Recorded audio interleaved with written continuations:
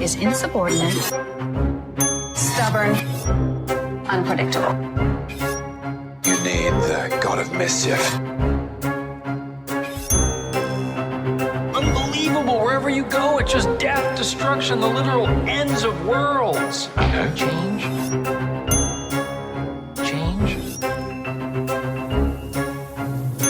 Maybe Loki wants to mix it up. Is that possible? He can change. I am Loki, and I am burdened with glorious purpose. Change.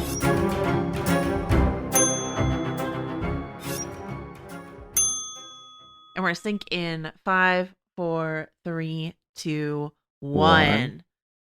Hello and welcome to the first official episode of Still Watching Loki. I'm Vanity Fair senior writer Joanna Robinson. And I'm Vanity Fair chief critic Richard Lawson. If you are just joining us for the first time on Still Watching, what Richard and I love to do is pick a show that we're watching and hopefully other people are watching and talk about it week by week, break it down. Sometimes we talk to folks who worked on the show. We've got a great, we just finished our run on Mare of Easttown, which was really fun. So if you haven't listened to those episodes, they still exist for you in our feed.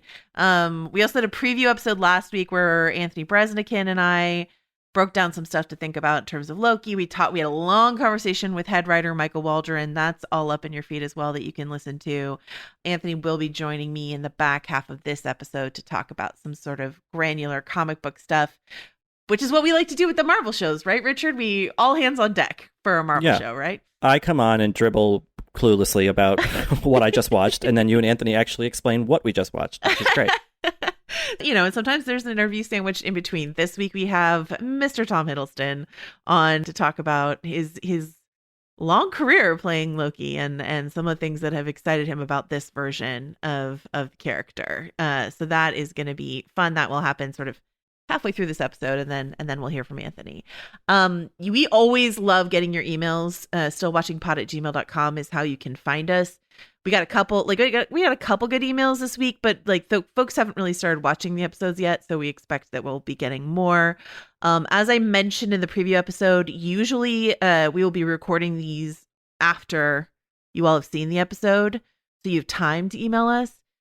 In this case and next week, we got the episodes a little early, so we are recording these early. But after that, we will be in lockstep with the rest of you. We might lose Richard to the time-space continuum at the end of the season, but we will struggle through and make it, and it will all be great. But I'm excited. Richard, is there anything you want to say about the show in general? What you knew about Loki before you started? Any big questions you have about the show or anything like that? Well, I mean, obviously I knew him from the movies, and he was such a fun breakout character and actor. Mm-hmm. And I'm always a little wary of when something good in small doses is then made macro into a bigger thing. Yeah. Maybe a little bit of Loki goes a long way, but I actually think that this show figures out that balance, and there's reason enough to have him as the lead of a show. There's enough there in the performance and the writing, everything. So that worked well. It's fun. When I was a kid, we had these two big picture books, one of Greek myths and one of Norse myths. The Layers was this. Yes. Yeah. The Norse one is blue and the Greek one is yellow, right? Exactly. Yep.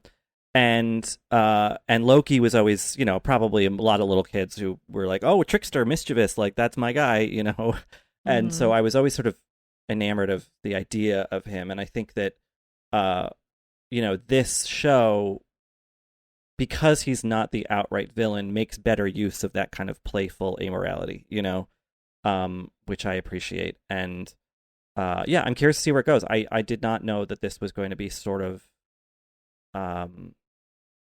procedural almost, this kind of buddy cop thing, but not cop, buddy investigator. I don't know how we're going to phrase that now, but this kind of it's following some old tropes, but and grafting them onto the Marvel world, which is, I think a fun way to do things when you have all of these characters to play with.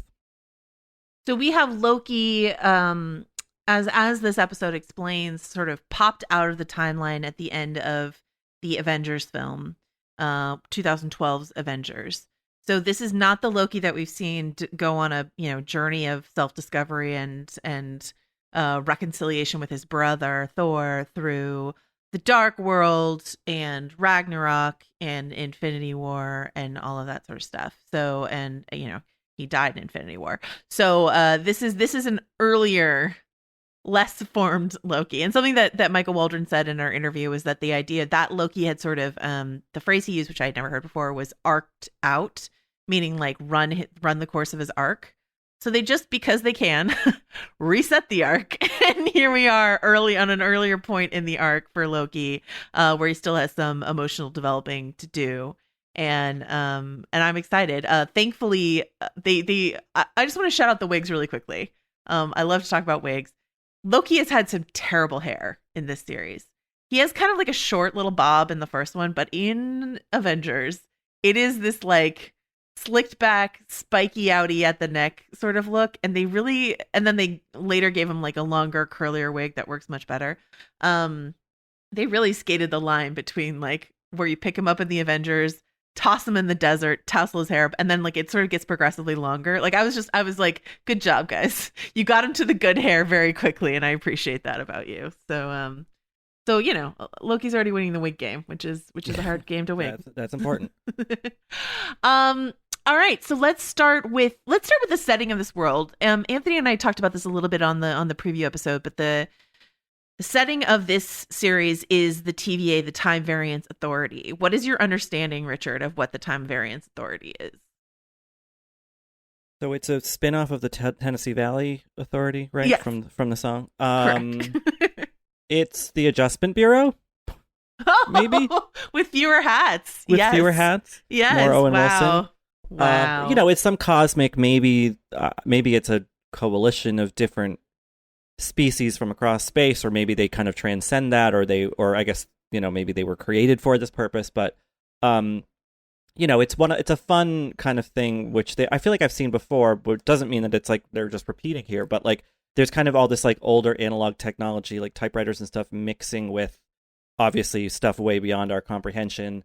And I think that in the way that Marvel has done this in the past, where you're getting a lot, for the uninitiated like myself, you're getting a lot of fantastical elements and big sort of cosmic ideas and names and places and all that, and it can be a bit like alienating. And I think that to ground it with like a kind of regular seeming character like Owen Wilson's character in this really helps kind of, I don't know, it's much more inviting, I guess. And so I think that's a very clever way to do it, and a really great use of Owen Wilson, who, has not done a ton of on-screen stuff of late, and I think really is at a good stride in this.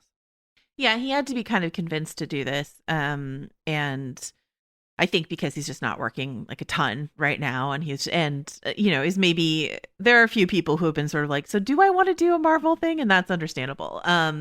But and something that it was interesting a couple weeks ago when we talked to Marvel casting director Sarah Finn for one of our Falcon and the Winter Soldier episodes, she was saying that like I was like, oh, well, Marvel's so popular now that everyone wants to be in a Marvel movie. And she's like, not quite. She was like, that wasn't true actually until WandaVision.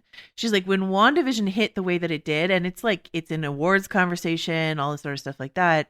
She's like, that actually opened the door wide, to some things that had been previously closed. Now, Owen Wilson was already cast in this when that happened, but I was just sort of like, oh, that's interesting. That like, I thought once you get like Michael Douglas and Robert Redford and like all these other people on board, like no one's saying no to Marvel, but apparently they were, and maybe now they're not. So that's we'll see who they cast next. Yeah, I wonder what the big fish are going to be. Yeah, is Denzel Washington going to pop up in one of these things? Is Meryl Streep? I don't know. Oh, Meryl. I mean, Glenn Close has done it. Meryl can do it. Come exactly.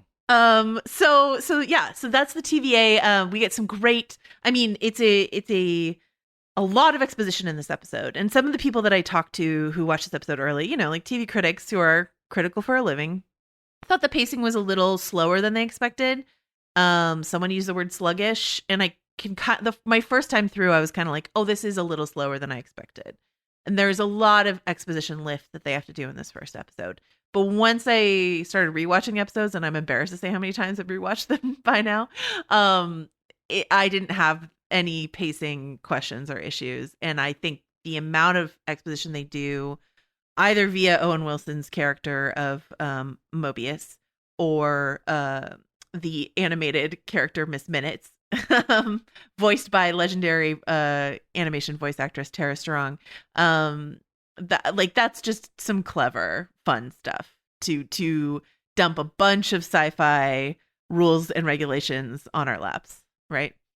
Yeah, there's a ton they have to establish, and so the introductory episode, sure, it's revving up for the bulk of the season, and it's not giving that kind of like big bang at the beginning that maybe people hope for, which could prove a little bit tricky for Disney because they are doing this week to week.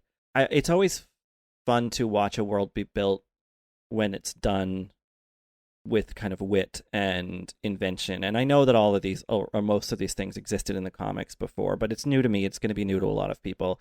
And it feels like they have a good idea, which is kind of leading me to ask you about Michael Waldron, because he is the creator of the show, the writer of, I think, many episodes, if not all. And he's 34. So he's a lot older than us, you and I. Ancient. But he's still pretty young and seems to have kind of rocketed out of nowhere and is now doing multiverse and doing Star Wars for Feige, right? Tell me a little bit about him, because you wrote an article about him. Yeah, we did a nice little feature on him last week, and he's a Rick and Morty writer, and Rick and Morty is a show that I really love outside of its fandom, which can be kind of toxic sometimes. But he's a Dan Harmon guy, and Feige, Kevin Feige at Marvel has proven that he really loves picking up Dan Harmon people. The Russos were directors on the TV show Community. That's their Dan Harmon people. Jeff Loveness, who's writing the new Ant-Man film, is a Rick and Morty writer. Michael Waldron, Rick and Morty writer. Jessica Gao, I believe, who's running She-Hulk, is Rick and Morty writer. Right. So that's the vibe that obviously Kevin Feige wants in his stuff going forward. And I think you can see a lot of the Rick and Morty DNA in this, in terms of irreverent fun with sci-fi tropes. Don't get burdened by rules. Poke fun at your own rules. Have fun. That's sort of the vibe that's going on here. And Waldron, I mean, we've talked before about what it takes to work at Marvel, right? As a creative, there have been some creatives where there's been some friction, Edgar Wright left because he couldn't make exactly the Ant-Man that he wanted to make. Because at this point in Marvel, you're sort of like a thread in a tapestry rather than an auteur. And I think Waldron, my understanding, talking to Dan Harmon and some other people who worked with him, is that he's a team player. You have to be a team player at Marvel, right? So he's a creative, inventive guy, good writer, and a team player. And all of those things are exactly sort of what it takes to get along at Marvel. So that's what I would say. But yeah, 34, and it's just one thing after another going on for Michael Waldron. And he seems I talked to him for several hours over Zoom, seems genuinely just a nice, cool guy. So that's all, you'll love to see it. You'll love and Kate Herron, who directed the episode, yes, is also a kind of new up-and-comer, I believe, from the UK. Yes. And so, yeah, it's nice to see it's fun to see a sort of younger talent pool being brought into this world. Hopefully not swallowed up by it. They can enter it, have some fun, and then do their own other things if they want. Or if they want to stay, they can stay. Kate directed some of Sex Education, which is a great show. I love that show on Netflix. And she will be talking to us later in the season. I'm really excited to talk to her. But she gave a great interview to the Empire Magazine podcast where she talked about how she got the gig. And basically, she was up against a lot more seasoned directors, but she is just a huge Loki fan, and so she just wrote this massive pitch based almost entirely on her ardent love for Loki. But she's also just a huge, and I say this, I can call her this from inside the club, a huge nerd. She's a Buffy fan, she's a Lost fan, she's this is who she is she's very comfortable in this world. And the thing that we've discovered about these Marvel shows is that in other shows you talk about showrunners creator, sort of stuff like that. With these Marvel shows, it's been these like sort of two-handers where you've got a head writer, in this case Michael Waldron, and a director, in this case Kate Herron. Like in WandaVision, it was Jack Schaefer and Matt Shakman, right? And so and in this case, it's even more slightly complicated because Waldron like got popped out to go work on Doctor Strange while Loki was shooting. So Eric Martin, who's one of his writers, became sort of like the writer on set. But that's sort of the creative stew, and I think it's a really, really fun mix, and they've created something really like fresh and exciting. And I think another big part of that is that Waldron is not a comic book guy, and sometimes it takes a not comic book guy like looking at the story from outside the years and years and years of continuity to give us an entry point as welcoming as Loki is. You know what I mean? Yeah. Oh, exactly. Yeah. You need to have the sort of fresh eyes on it. And I think something I really appreciate about, this first episode is that it has a real point of view.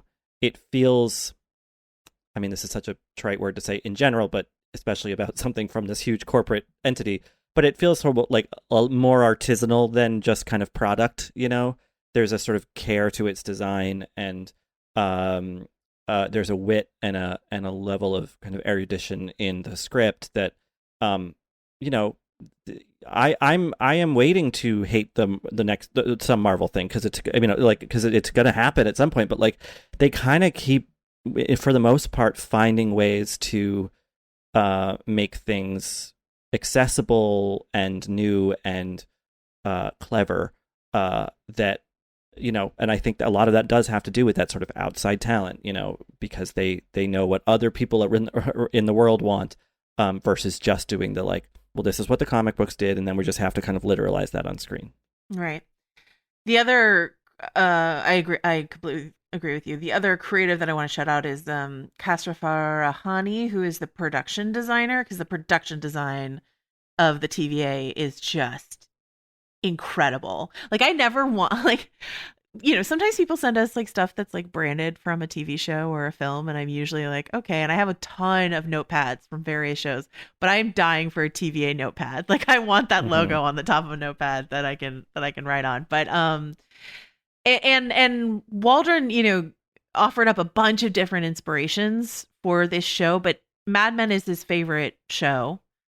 And he also referenced Catch Me If You Can, which I rewatched last week after he mentioned it, as like, if you think of Owen Wilson in the Tom Hanks role and Tom Hiddleston in the Leonardo DiCaprio role, this sort of like cat and mouse, but also vaguely like, I think the word Tom Hiddleston uses, avuncular relationship between Mobius and Loki, like, but that 60s vibe is obviously like something that's very interesting to Waldron, and very, very much on every frame here. So there we go. So we got the TVA. We've got Mobius and Loki, played by Owen Wilson and Tom Hiddleston. Let's talk about who else is at the TVA. We've got a judge named Ravonna Renslayer, played by Gugu Mbatha-Raw. She only has really one scene in this episode, but what did you think of having her here? Well, she's always welcome. I like her in things, and again, lending this sort of weary human element to this fantastical thing helps ground us. And, she plays well in that world, as does Wunmi Masaku, who plays one of the head kind of time cops. Time Cop, a movie I also recently watched for the first time. Hunter B-15 is her official character name. Okay. But yeah. Mm-hmm. Yeah, and she's a great actor. She was on Lovecraft Country most recently, and a Netflix horror movie called His House, which she's fantastic in. So, yeah, I mean, like, it seems well populated so far. Eugene Cordero is in there. But you always wonder with these shows, like, they get these great actors, like, how much are they going to be used? So I'm curious to see who's going to emerge as like the main players in this ensemble. I was interested to see that Eugene Cordero and Tara Strong, who voiced Miss Minutes. Tara Strong, I should say, the reason she's a legendary voice actress is she did Harley Quinn. Like that's her big like thing, but she's done a bunch of other stuff. Before Kaylee Cuoco took over. Yeah. Before Kaylee and before Margot Robbie. like Wumi Masako and Gugu being in the credits, I was prepared for, but Eugene Cadero's in the credits. I was like, are we going to see his character Casey like a lot? That would be interesting. And I think this show also owes some favors to The Good Place, for this sort of like admin afterlife vibe that they're going for here, which is not, there's no shame in that. That's a good thing to borrow from. But thinking of Eugene Cordero, who a lot of us got to know from The Good Place, it's fun to see him here. So Loki grabs the Tesseract. We see that scene from Endgame where he leaves, and it's, of course it's fun that these Marvel shows get to like port in scenes. So you get Anthony Hopkins and Robert Downey Jr. showing up in the premiere of your TV show. Not too shabby, right? He ports out of there with the Tesseract. He lands in the Gobi Desert, quickly apprehended, brought into the TVA, put through all these hoops. All this exposition dumped on him. Great reaction comedy from Tom Hiddleston. And then he has his trial, and then he has this conversation with Mobius. But I think sort of the most interesting thing, and we'll circle back on some of that stuff, but the most interesting thing that happens is when he escapes yet again, is running around the TVA, and he finds this drawer full of Infinity Stones that are just treated as like nothing, as paperweights. And one of the questions Michael Waldron said that they were grappling with was like, is sort of like, how do you keep something interesting after Thanos? Like after Thanos, which is so big, how do you make a, monster of the week or whatever sort of story interesting? And the way you do it is to make what Thanos was chasing after with all his might for, an entire film, nothing, a plaything to these people. It's the alien playing with the marble at the end of Men in Black. It's this kind of like there's always something bigger, which is one of the great kind of boggling mysteries of the universe. We only know, I'm in my house and outside the street, and then the city, then the country, the state, the country. Is there anything other than outside the universe? And to then kind of zoom out and be like, oh, just those paperweight things, like sure, whatever. It has a kind of dual purpose where it's funny and puts us in a new context, but also like is a huge like existential crisis moment for Loki, because he's like, wait, but what? I'm actually kind of minor in the order of the universe. That's not how he's used to thinking of himself. Right, he's a god, and then he's like, oh no. I thought, he was treating the Tesseract as if it were this precious item. Tesseract, also Infinity Stone, but like it's nothing to these people. They don't care. And I thought that was so smart, like such a clever moment, stakes setting moment, I guess, of everything. And then let's talk about the rules of the time variance authority and sort of what. So there's this sacred timeline that these three shadowy figures, the timekeepers, at some point in the distant future, have decided is the correct timeline to keep things tidy, to keep multiverses from going to war with each other. And they will prune any branching timeline in order to make sure that sacred timeline stays solid. And you see this great visualization of it. You get this visualization of it in the field, like when a branch is approaching the red line and there's a time, and we set off these reset charges, I think they're called. In the comics, I think they're called ret cannons, which is funny, but like they're called reset charges here. And basically everything that happened in that branching timeline gets obliterated and reset. Does all of that stuff make sense to you? Does it feel like gobbledygook in any way, or does it feel just like really clear? Well, I mean, questions of like time travel always have these paradoxes attached to them, and I think the big one for me right now is like, okay, so if Loki jumps out of the 2012 Avengers timeline, how does that not then negate everything that happened after that, And I guess because it's time, they can just, once this is all done, they can kind of close the little loop and just put him back in, So I guess they can kind of get away with it that way because this is happening out of time as well as in time. So, there's some head scratchy stuff in there, but I think the show is both explaining enough and also leaving enough ambiguous that you kind of are fine with it. I mean, what I'd be curious about is whether these three all-powerful beings how sinister or benevolent they're going to kind of ultimately be made to seem, and maybe who's playing them if they're going to show up corporeally, because it's a sinister idea, though it's also an idea that is the tenet of like a lot of major religions in the world, that like there is a master plan, that it's all sort of being preordained in some ways, and where does free will come in and all that. So I would kind of think that given this universe's, the Marvel Universe's take on some of those questions about power and whatnot, that they will definitely be wrestling with that while also maintaining this kind of closer story about Loki. Yeah, it's interesting. This idea of predetermined fate, right? That the timekeepers have decided what the sacred timeline is. I do still have questions about it, and I'm hoping like, please send us an email, stillwatchingpod@gmail.com, if you have a firmer grasp of whether or not, like, if there's a branch, because there's these very, like, Loki's not the only Loki variant, right? They call him a variant. So my understanding is, in stepping out of the timeline there, he's created a branching reality, but like the main reality still happens.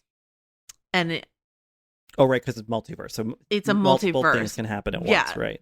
So there's two Lokis that look like Tom Hiddleston now, right? There's the one that goes through and does all the Ragnarok, and then there's this one. Even though the Loki in 2012 did seem to disappear. I know. I hear you. But that's like also a timeline loop, right? Because like the Avengers went back in time. So I don't know. Right. Maybe I'm wrong about this, and if you guys have better answers, stillwatchingpod@gmail.com. I do know that the Loki writers' room were very concerned that these branching timelines make sense, right? Because I think they fudged it a bit in Avengers Endgame when Steve Rogers just sort of like went back in time, and we didn't really talk about all the ramifications of that.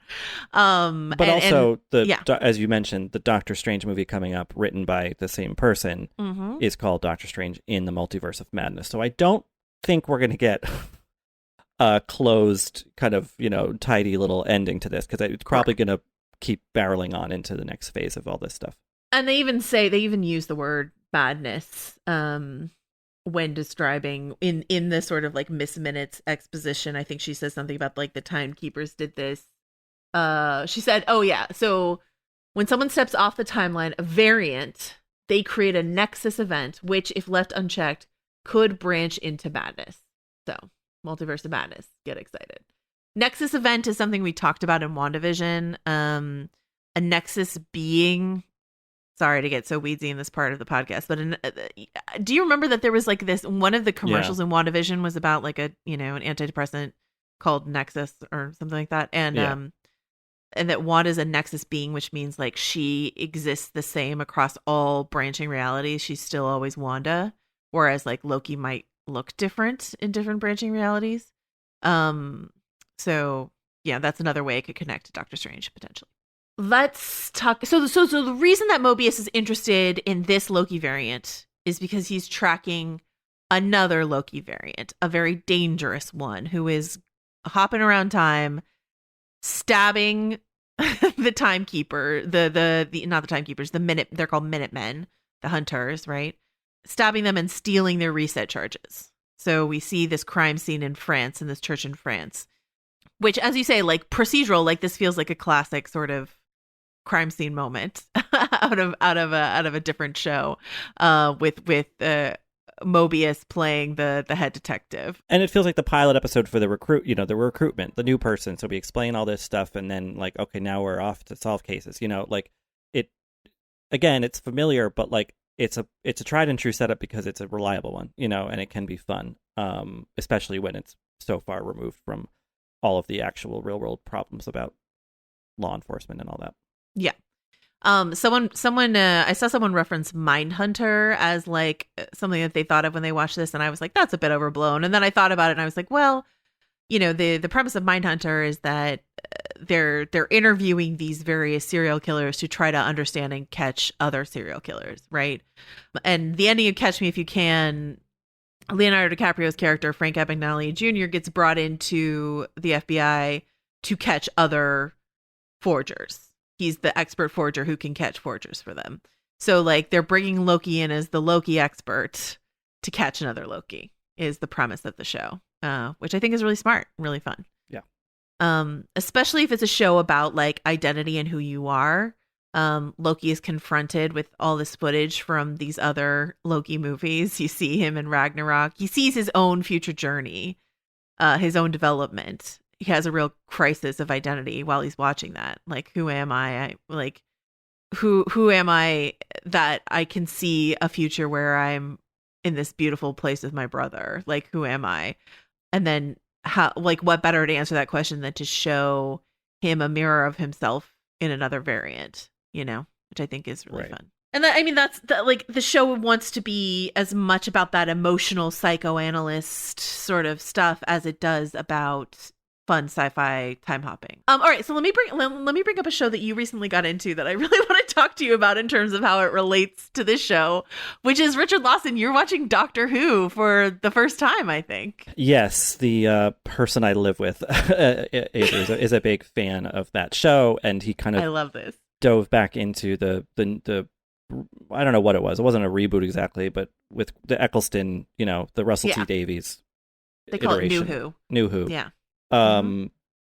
So I was like, I've it's long been a big cultural blind spot for me, often referenced by many people I know, and so yeah, it's a much kind of it's a much more engaging show than I thought it would be. It has a sort of melancholy about time travel and about this character who is just kind of endless and has been everywhere, seen everything, been every time. And there's a weariness there that I wasn't expecting. And Billie Piper, who, has gone on to become she's great in the show, but like a very like well-established, respected actor here in the UK. So I like the vibe that Loki is giving off so far, where it's that same kind of like sardonic, omnipotent or, omniscient anyway, being in Owen Wilson's character, recruiting someone new to like, not travel with in the way that Doctor Who does, but like to explore and solve, and I like that setup, and I think it's like Star Trek, but but messier and sort of scrappier and more individual. So yeah, I would have to imagine that there are some conscious parallels being drawn there between those two shows, between Loki and Doctor Who. I think the constant elevator travel in this is, it's a little Bill and Ted, but I think it's also a little Doctor Who. And yeah, absolutely. I think Doctor Who is a vibe here. I have to imagine that Kate Herron, being a British nerd, is a Doctor Who aficionado. I'm a huge, like, the New Who, which starts with Christopher Eccleston, who's the 9th actor to play the Doctor, is the Russell T Davies seasons, which is just Eccleston and David Tennant, are among my favorite of television ever, and I rewatch them all the time. I think it's, some episodes are way better than others, but like when it's good, it's just like some of the best sci-fi TV you've ever seen in your life. And then, it's sort of hit and miss for me when Stephen Moffat and Matt Smith and Peter Capaldi and other people take over. But that is the shining era for me, and I do see a lot of its DNA all over this. Something that Neil Gaiman once said when I went to a convention and watched Neil Gaiman talked about Doctor Who, because that's who I am, is that, it's just that Doctor Who is the simplest thing to explain, because it's essentially a children's show. It's the simplest thing in the world to explain to a new person. You don't have to have seen decades and decades and decades of Doctor Who. You can just say, like, here's a man and his box. It travels through time and space, and he's here to help. Like, that's it. Madman in a box. It's a really simple premise, but has so many permutations, and but doesn't get bogged down in you needing to know a lot. And I think Loki is aiming for a similar thing, where like, if you've seen Loki in the MCU, great, but like WandaVision, if you're coming in kind of fresh, I think you can just hop on board Loki and have a good time. So that's great news. One thing I want to make sure that we hit before we go here in sort of the like, for the newcomers section, is the DB Cooper moment. Yeah. What did you think of that, Richard? I thought it was fun. I mean, I don't know. Obviously, Waldron being a fan of Mad Men, there was a long fan theory that Don Draper / Dick Whitman, right, was DB Cooper. Obviously he wasn't. But so that's a fun little thing about like, okay, TVA, you guys travel through time, but I sort of have been around doing shit too. And I hope that there's more of those little like, what else was Loki up to, throughout his long life. If you're unsure about DB Cooper, there is a documentary, an HBO film that came out last year about DB Cooper. Also, our colleague Julie Miller has a great write-up on VF.com titled "Nearly 50 Years Later, the Mystery of DB Cooper Remains an Obsession." But basically, this is a guy who robbed an airline and then sky dove out of the plane and was never found. So it remains a mystery. This is an opportunity that Loki has to like play with some of these like unsolved mysteries and urban legends and whatever of history. It can go anywhere in time, and that's always fun. I love time travel shows. Like, two of my favorite shows growing up were like Highlander and Quantum Leap. Like, I'm a big let's hop around time TV show fan. So this is very much up my alley. And the fact that it is coupled with this sort of identity crisis story, which is very Mad Men, right? Because like Don Draper / Dick Whitman, like a big question for him is, who am I? Can I remake myself a man? What kind of man is that? All tied up in this idea of like packaging in the advertising industry. So that's a really interesting kernel for this story. So I'm excited. Like, this is just so up my alley. I'm thrilled. Anything else we want to hit on before we go talk to Tom Hiddleston, Richard? No, I don't think so. I mean, I think that it was interesting that a little bit of pathos was introduced with like, what would it be like to see your own death, Yeah. And to consider the fact that like, how does anything matter? And talking about the kind of melancholy in Doctor Who, like, I'll be curious to see where that little thread that's been sort of introduced here is woven throughout everything else, because there's obviously a lot of humor in this and, adventure. But this episode, while yes, maybe it's a little exposition heavy, it's setting up a lot of interesting plate spinning, and I feel excited about it in a way that I felt excited about WandaVision. So I'm happy that, it's crazy that these things have been released 1, 2, 3 in a row, and not more meted out. But I guess that means that Marvel has a lot other stuff to come. More to come. I guess the last thing I want to talk about with you, because I did talk to Tom Hiddleston about this, is this idea that like Loki in the comics is, because he is, the show opens with that moment from Endgame where we see Loki turn into Captain America, right? And it's just a nice little reminder that like Loki's magic, which is illusion based, has a lot to do with his ability to like shapeshift.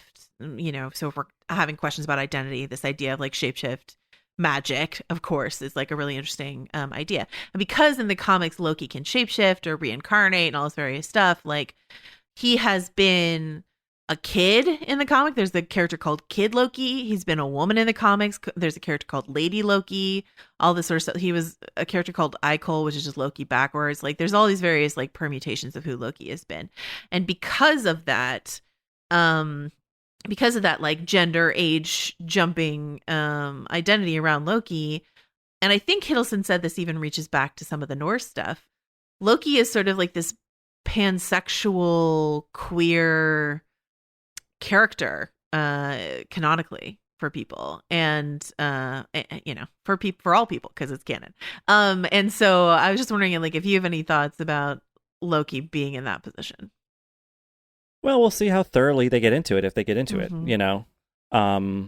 There has obviously been some frustration with other Disney properties that say, oh, there's a queer person in this, right, or non-bi, and then it's like they're in 2 scenes or 1 scene, or in the case of Cruella, like introduced and sort of hinted at being non-binary or queer or whatever, and then they just become another functionary of the of the story, and so yeah.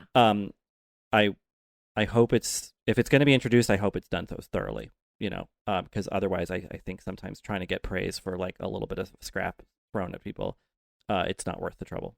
Totally. And to be clear, the Loki creators are not saying we can't wait for this exclusively queer moment that you're going to see in our show. Yeah. They're not promising anything, but this is an expectation or a hope, I think, that the fans have. So, we'll see. And I think Tom Hiddleston gave a nice answer around this. So without promising anything.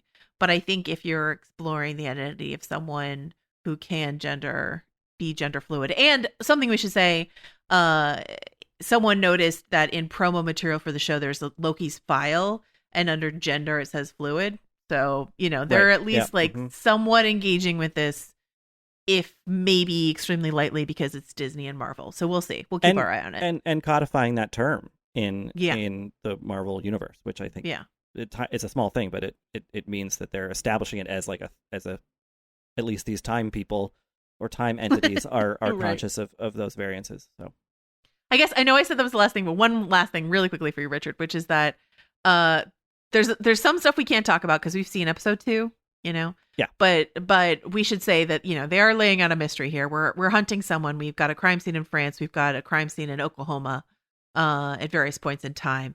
There's clues being dropped. Once again, it's hard for us to talk about since we've seen the next episode. But I don't know. Is there anything you want to say about, is this a theory show? That's a question. Do you know what I mean? We had a lot of fun with weird theories around WandaVision. Like, does it feel like a theory show? I think so. I did see some, again, I don't remember if it was you, I probably was, about how they're really going to try to have this be like contained episodes so people can be like, oh, that episode of Loki versus just kind of experiencing it as like a serialized movie or whatever. Right.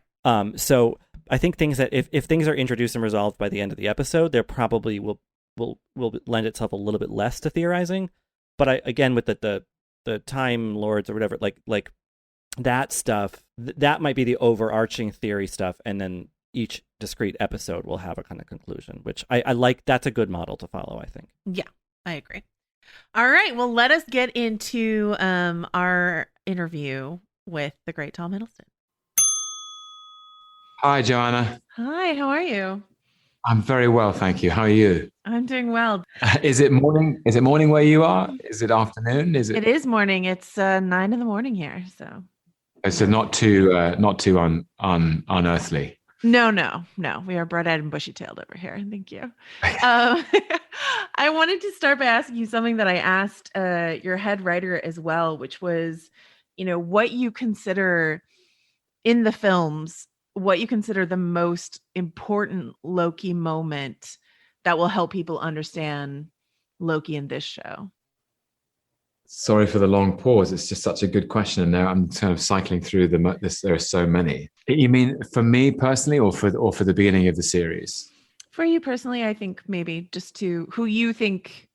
What's a foundational Loki moment? Is it the Odin confrontation in the first Thor film? Is it, I was going to say that. Yes, it's for me. It was a doorway into the character's vulnerability, which sits underneath all the other many layers that the character has.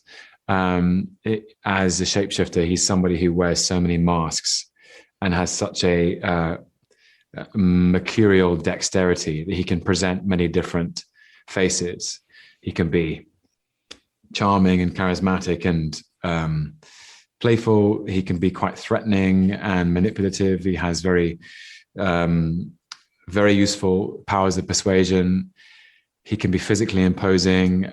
He can be warm and inviting, but underneath it is I think a very a fractured sense of self, a confusion about who he really is, and a sense of being, perhaps a sense of not quite belonging.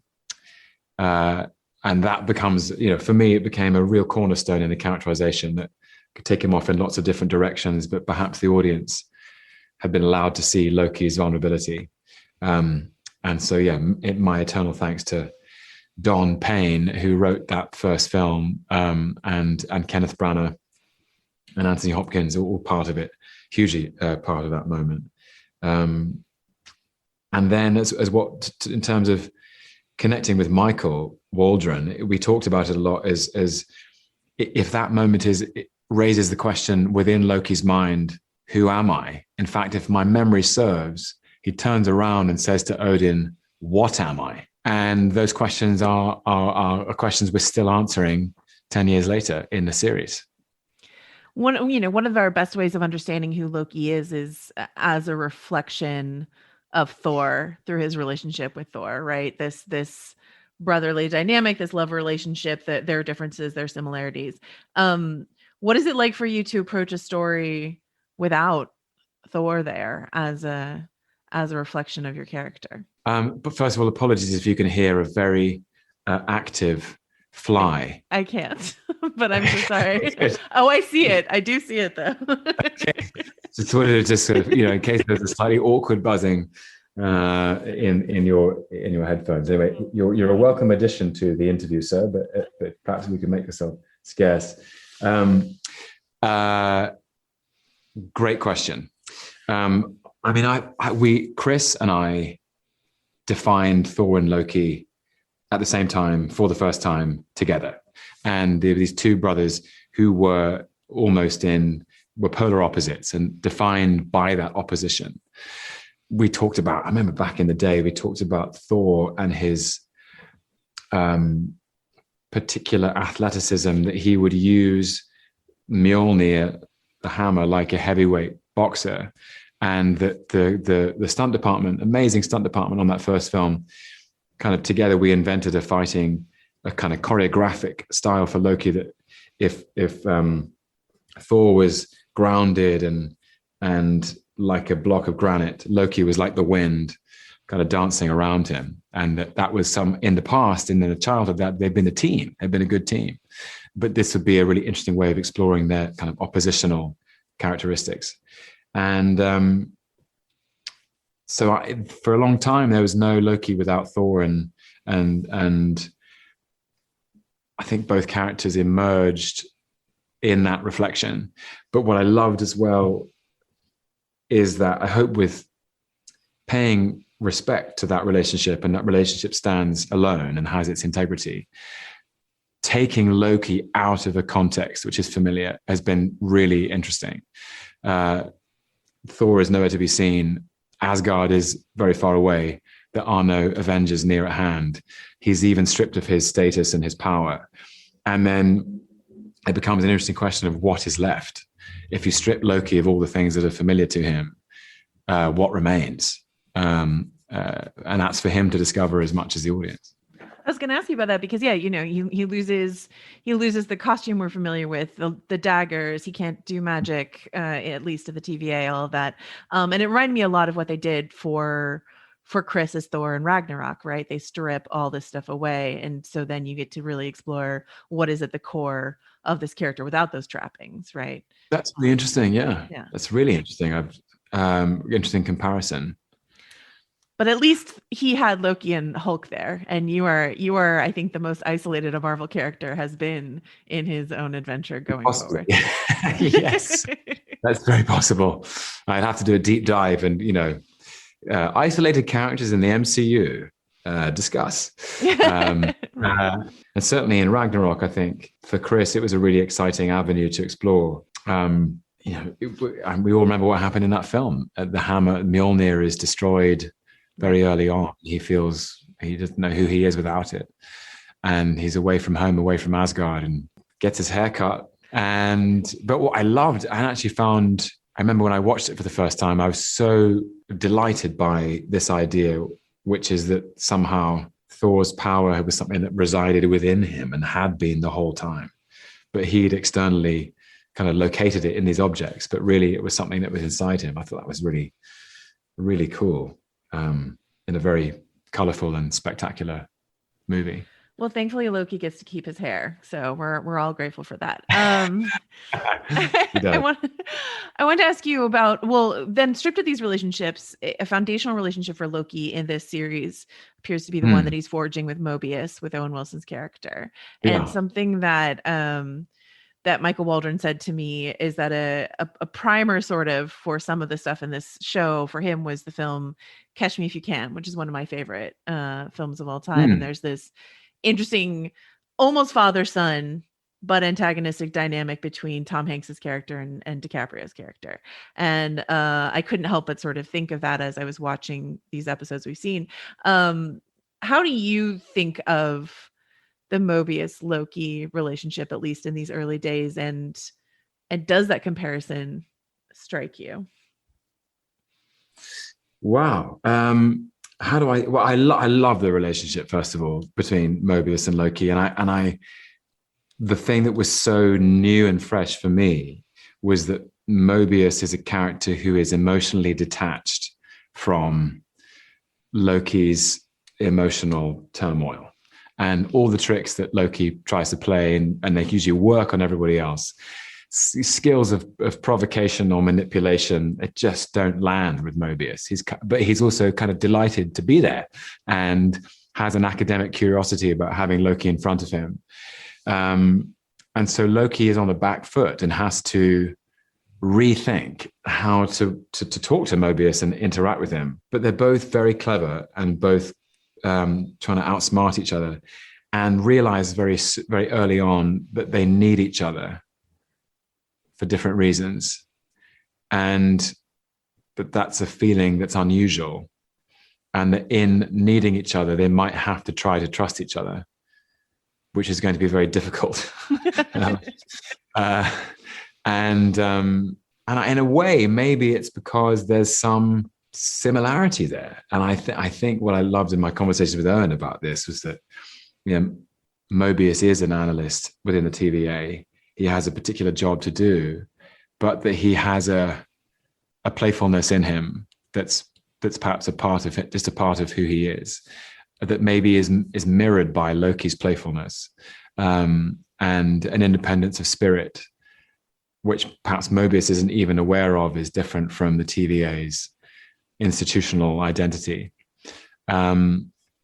So there's a kinship there, which perhaps is interesting because they're not aware of it themselves, at least initially.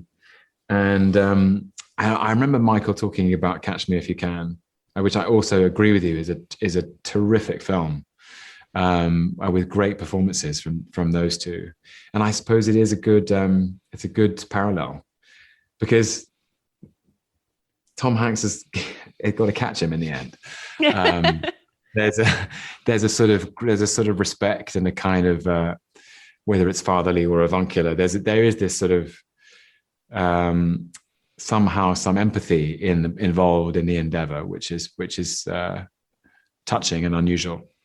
But speaking of that fatherly sort of avuncular mode, that's what I felt when you have this moment where Loki says, "I'm very smart," and Mobius says, "I know you are." And that was such it's funny, but it's also just a very healing moment, because Loki has been trying so hard to get people, his father, whoever, to acknowledge his value. And here's someone who's just sort of like, "Oh, as a matter of course, yes, I know you're very smart. I know you have value. I'm aware of it." It's really destabilizing for Loki, because no one's ever said that. And Loki finds himself in the presence of someone who is confronting him with who he is, who he might be, seemingly without judgment, without any particular take or castigation or punishment. And that's so unusual I think he's used to people punishing him and condemning him and judging him. And here is this very even-tempered man agreeing with him. And it's really new. It's a really new feeling for Loki.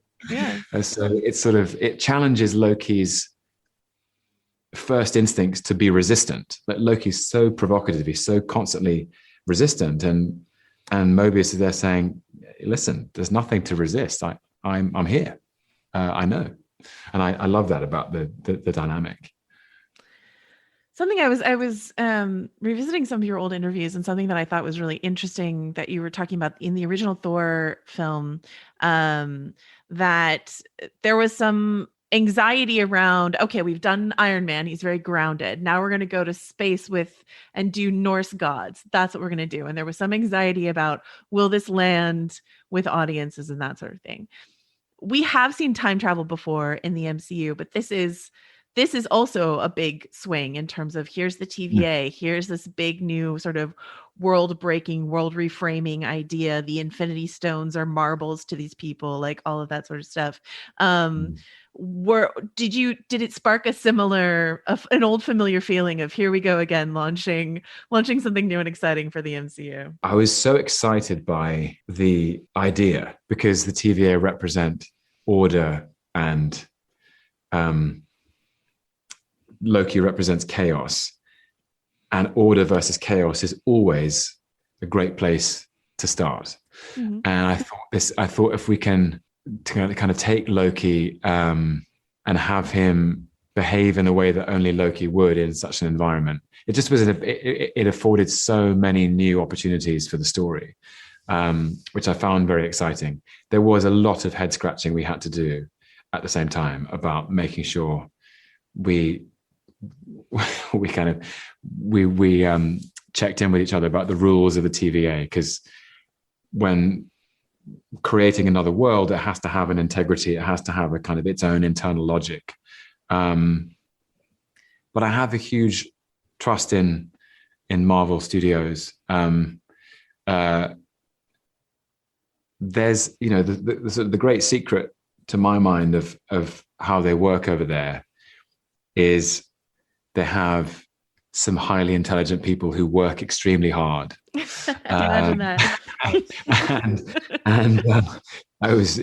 They were very aware of the kind of the diligence and conscientiousness that they required, but also I'd seen them work hard and for the ideas to sing before, so perhaps I had a lot of trust in them. One thing that I think is so interesting about Loki and what he means to a fandom is that in the comics he has this gender fluid, pansexual, queer identity that is important to a lot of his comics fans. And I was just wondering what your feelings are around that aspect of Loki. I have always been aware of it, mm-hmm. and see it as my responsibility as somebody who, is able to portray this character at this time, that I honor the aspects of the character which are there in the canon, and it was important to Kate as well, and important to Michael. And it seemed that I remember even back when I was first cast, and I went back to the comics and all the publishing that Marvel have been, they've been making for 60 years now. Is that right? About that. And I was aware within the comics of the extraordinary range within his identity, and the fluidity in lots of areas. And then if you look at the history of the character in, the collective consciousness in thought, for hundreds and thousands of years, Loki has been a character that is very difficult to restrict or limit. And there's the whole point of Loki is that Loki is a trickster and crosses boundaries and can represent many different shapes. And I think it was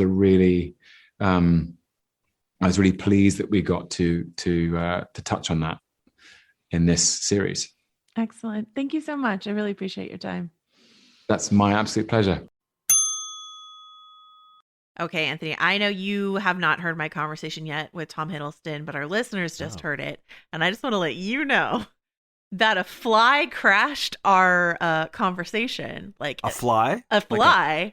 Like Tom Hiddleston noted it. And he's like, there's a rather large fly here. And then he talked to the fly. That happened. And I left it in the edit because I thought it was funny. Can you hear the fly? You can't hear. I saw the fly because I was talking to him over Zoom. I couldn't hear it, but he was worried. Are we sure it's not an Ant-Man situation where... Or is it Mephisto? Is it a cicada? I don't know. Welcome back to Marvel Speculation Land. It's the 17-year swarm. Yeah. First of two Mephisto references I will make here. Obviously, like if you foreshadowing Chekhov's gun. if you hadn't listened to us talk about WandaVision, I will say that something like that happened when we talked about WandaVision on this podcast many a month ago, was that I got sort of amped up around theorizing. I'm not apologizing for it.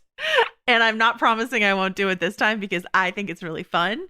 But I just hope that we all like remember, given what we've seen so far from the shows, that's going to inform how I speculate in terms of like, how big are we going to go? I don't know. You know, it's hard to say, but like, I'm probably not going to be like, well, and then the Fantastic Four are going to show up sort of thing. So that's, 2 feet on the ground. There was a stained glass window of a devil in this episode that showed up in the trailer a long time ago and had people going Mephisto ? I don't think so, but I just thought I'd flag it lest we get an email at stillwatchingpod@gmail.com for not mentioning the devil in the window that we definitely saw. Anthony Breznican, welcome to Loki.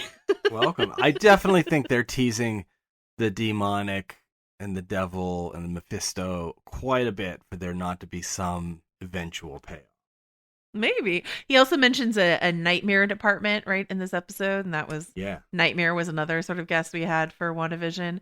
So maybe it's all headed to some sort of hell dimension. We'll see. But right now, I think we got to keep our eye on the prize, which is Loki.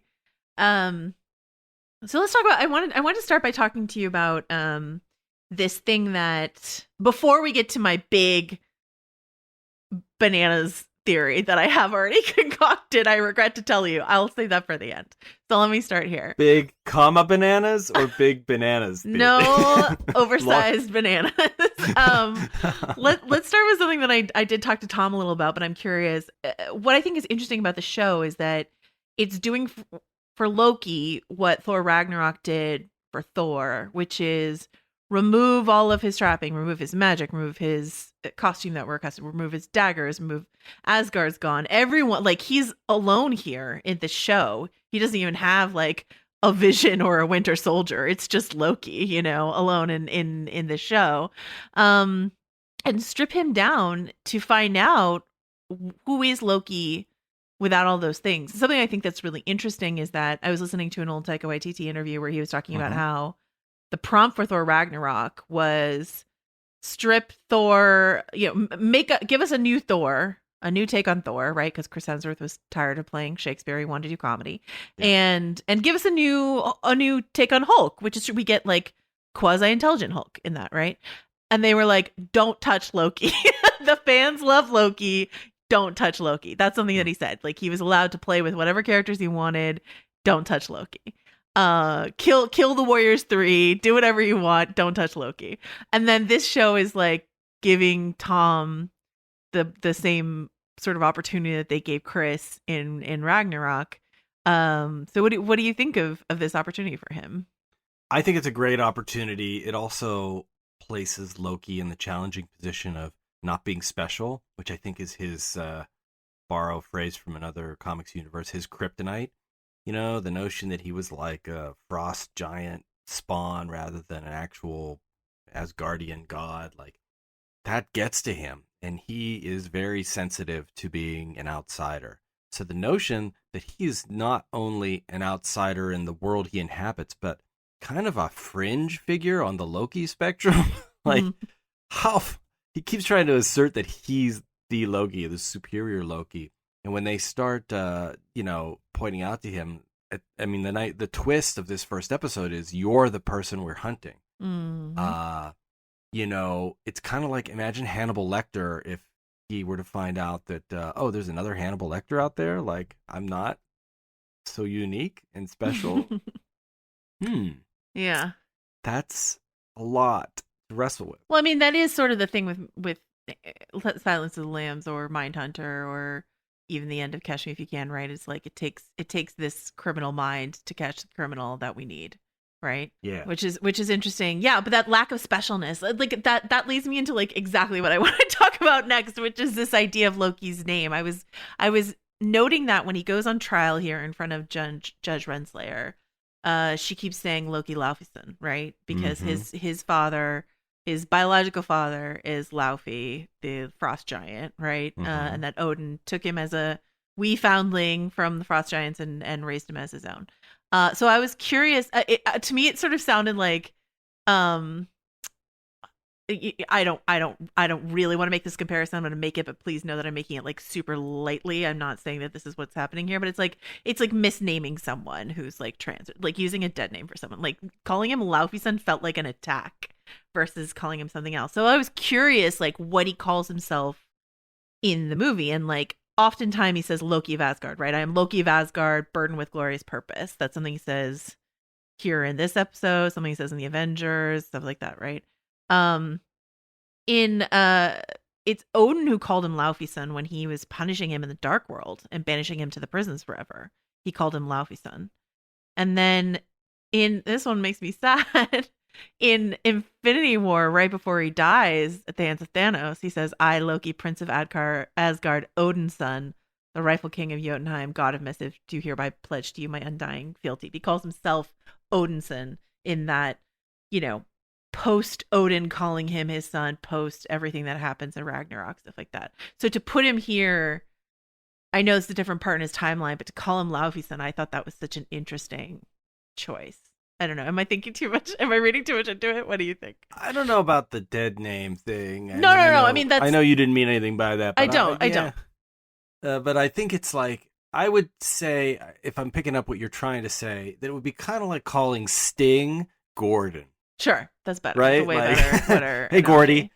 You know, like people assume another identity and move forward in life. And like, if you were to be like, oh, you're not, you know, you're not some badass. You're just this dork that I used to know in middle school. Like, by calling him Loki Laufey-san, like it just sounds like the kid down the street, you know, like not some trickster villain who has fractured time and space repeatedly and caused all this anguish. Like, so I think that's what you mean, right? Is that what I'm? It's a way better example. I regret my earlier decision, but like, and there's a similar moment in I don't know if you watched any of Halston, the like limited series that they did with Ewan McGregor, who played the designer Halston, who called himself Halston, but had like a really boring first name, and I don't remember what it is. And at the very end, like in an attempt to needle him, these like suits are calling him by his like Midwestern name and not calling him Halston, right? No, I think what you're talking about here is the notion that you grow up and you assert your own identity in some way, and that happens in a lot of different capacities, in entertainment, in personal relationships, and you know, and just for ourselves, just saying, who am I? What do I want to be known as? What do I want to be called? And this is kind of like throwing it back in his face that this is actually who you are. You know, that doesn't matter how much time has passed, because to the TVA, what is time? Time is just a reel that they have stored on a shelf somewhere. So, so you're not, like, all that you've been through doesn't count. That's what I felt like that use of the name. Everything that, you know, defines who you are, still Loki Laufey. And I was asking Tom sort of like what if there was like a moment from the films that he felt like was most core to Loki's identity, his understanding of the character. And to him, he said it was the scene in the first Thor film where in the treasure in Odin's vault, where he confronts Odin about his identity, and he says, "What am I?" You know, to Odin when he's trying. And that's when he finds out about Laufey's son is something that he says, right? But he says like, what am I? And then he says something like, I'm the monster, and all this sort of stuff like that. So like that this show is so much about Loki's identity. Also that idea that like one of his most common phrases that he says is like burdened with glorious purpose, something that he sort of scoffs at the end, by the end of this episode, but like burdened with glorious purpose. Like what an interesting cluster of ideas in those words there, you know? Yeah, no, it is. So heavy is the head that wears the crown, especially exactly. Loki's crown, because it's two gigantic like tusks that stick out 5 feet. So that is a heavy crown. That's true. It's very true. Literally. All right. So you said, what is time to the TVA? Time is just a reel and a shelf. These are folks who can just like pop into time anytime they want and pull something out and maybe enjoy it. So Anthony Breznican, what was your favorite little anachronistic artifact item that you saw in this episode? Okay, so when I was watching it, I to the listeners, I texted Joanna And I'm like, he's drinking Josta. Because like I noticed that they were just very like the cans that Mobius was drinking from were just very prominently placed on the table, and I'm like, ooh, do they have brands in the TVA? It's outside space and time, but is it outside of branding? and then I was like, Josta. I thought at first it was Shasta. I was like, oh, that's interesting. Oh wait, no, that's not Shasta. It's Josta. I'm like, what was Josta? And it turns out to be this like obscure soda from the 90s that was like only around for a couple of years, and I just all of my synapses fired. I just loved the notion that one of the perks of being a drone and unperson in the TVA is that you can sample random crap from whenever, that may be completely gone. Like I expected at one point for them to all like kick back and take a break after work and throw back a Billy beer, like what about some Crystal Pepsi? Or Crystal Pepsi? But Josta is like right up there with Crystal Pepsi, like the thing that existed once and had a big push and no longer does. And as we don't want to get too far ahead of ourselves, but I think, objects, anachronistic objects become clues as the story progresses. And so Josta actually serves a purpose in addition to just being a funny little like 90s era Easter egg. But like, oh yeah, when you're hop skipping through time, you might leave a trail, and that trail might be, oh, this is something from a different time. And maybe we can go there and catch you. Oh, I like it. All right. Let us talk about the Kang of it all. We talked about this a little bit on our preview episode. This idea that like maybe we meet we don't meet them significantly. We are become aware of these three timekeepers. We see their stony visages all over the place in this creepy TVA. Can you imagine having those three guys behind you in Gugu Mbatha Raw's office, like they're like, God, you guys back off? Really, talk about your boss.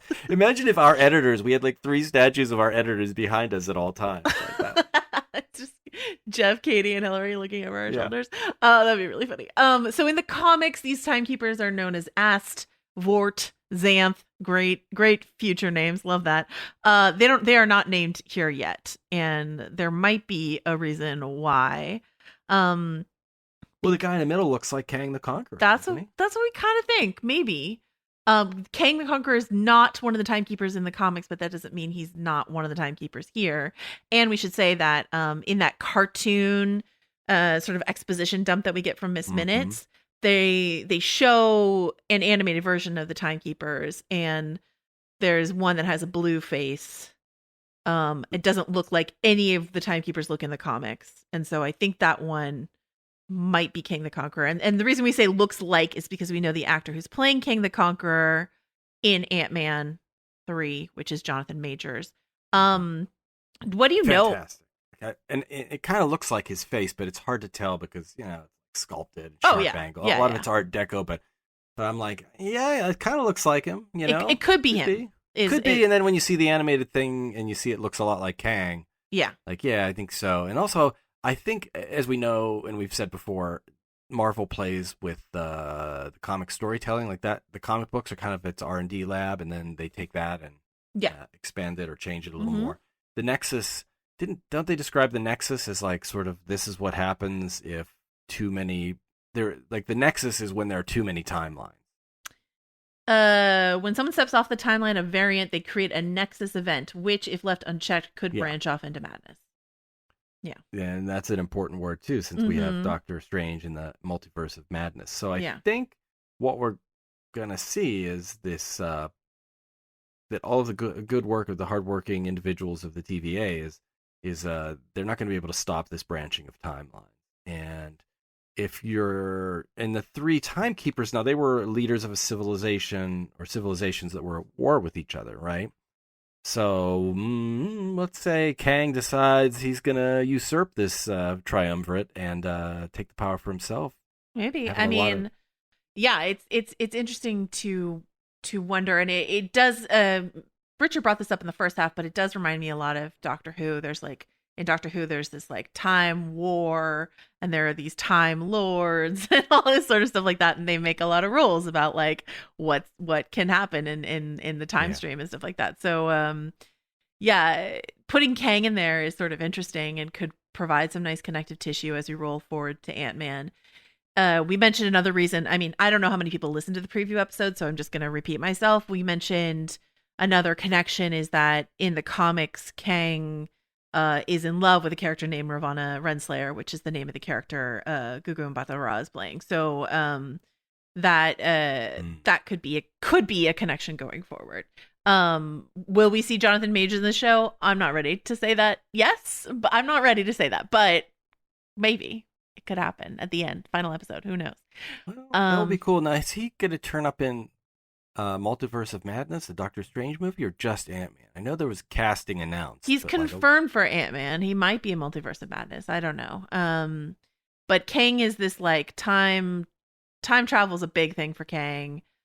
Big villain. He's shown up as a kid named Iron Lad.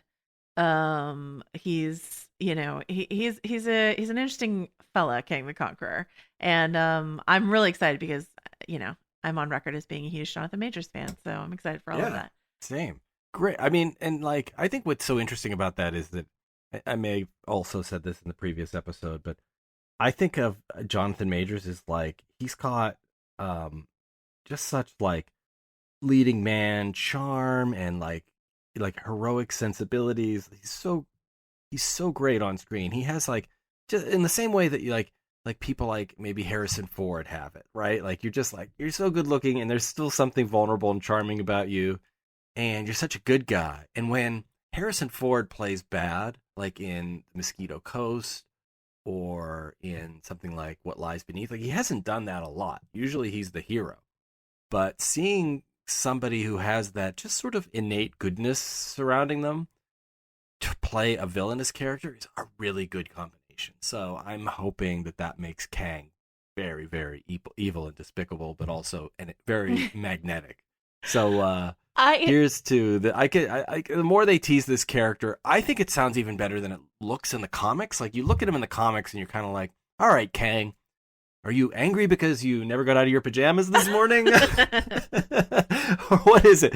What's driving you? And if and as we've also said before, one of the great things about Marvel storytelling is that they know that the audience will care about a character who cares about someone else.